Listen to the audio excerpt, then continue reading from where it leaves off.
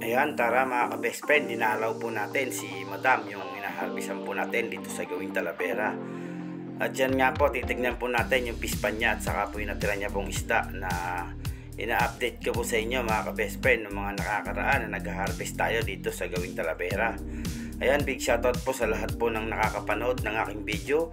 Maraming salamat po sa mga solid na sumusuporta sa aking FB page at YouTube channel. At yan na nga po yung fish pan ni Madam na lagi po natin hinaharbisan. Bali naka 5 harvest na po tayo dyan mga ka-best friend. At nung mga huli hindi na po sa atin binigay ni Madam yung mga isda niya mga ka-best friend. At matitrace po kasi natin kung kumita siya ng malaki o hindi mga ka-best friend. Kaya sa iba niya po pinaharvest yung isda niya. Kaya binalikan lang po natin para malaman lang po kung may isda pa ba siya o wala na po. At yan nga po, inikot-ikutan po natin mga ka-best friend. Nakita nyo naman po, mababaw na po yung tubig niya. At sa Webes daw po yan na harbisin, January 11 mga ka-best friend, yung mga natira na yan.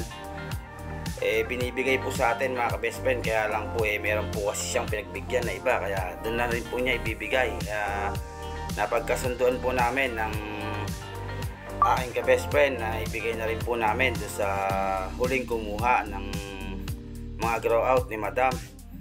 Ayan, salamat po sa lahat po na nakakapanood, lalong-lalo na po sa mga naging customer namin dito sa Nueva Ecija, dyan po sa Gawing Isabela, Ilocos, La Union, Pangasinan, Tarlac. Ayan, maraming salamat po mga ka-best friend at nakasuporta po kayo sa aking FB page at YouTube channel. Sa mga nag-PPM po sa akin mga ka-best friend, kung hindi nyo po ako tawagan o makareply agad sa inyong mga PM, meron po ako dyan na page, meron din po akong profile mga ka-best friend. Hanapin nyo lang po yung profile ko na Malvin Domingo mga ka-best friend. Ayan po yung aking profile. Pag piniim nyo po ako mga ka-best friend sa aking page at di po ako nakapag-reply, malamang lipat po kayo mga ka-best friend sa aking profile. At sigurado po na re-replyan ko po kayo lahat, isa-isa lang po mga ka-best friend. Sa dami po kasi na nag-PPM sa akin, humihingi po ako ng pasensya sa mga hindi ko po nare-replyan agad-agad mga ka-best friend. Sa mga magpapatulong po sa akin na about sa pag-aalaga po sa hito, fingerlings at o kahit ano pa po yan, kahit tilapia po mga ka-best friend, sa hindi ko po agad nare-replyan ng ura-urata mga ka-best friend.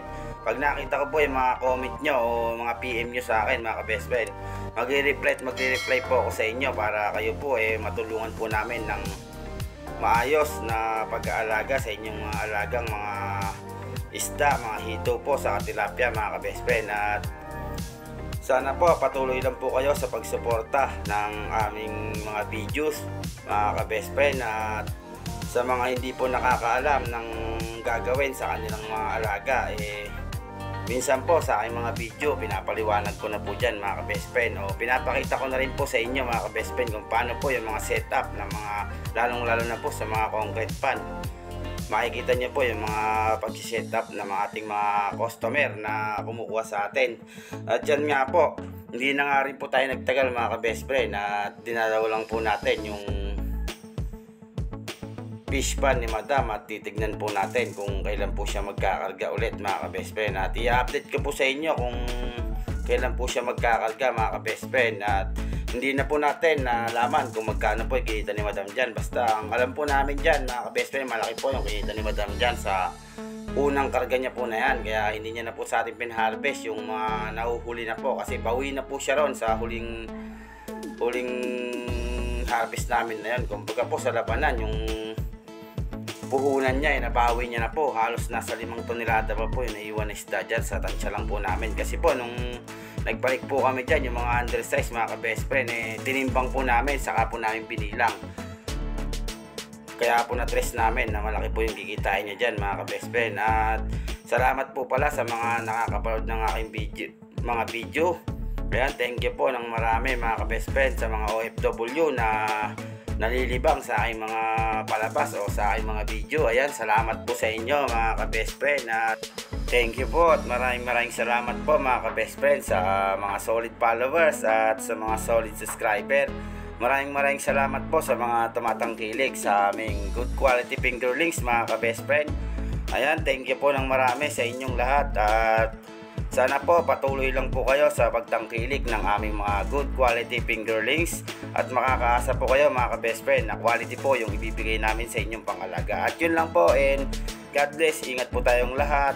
Salamat po sa lahat po ng nakapanood. Thank you.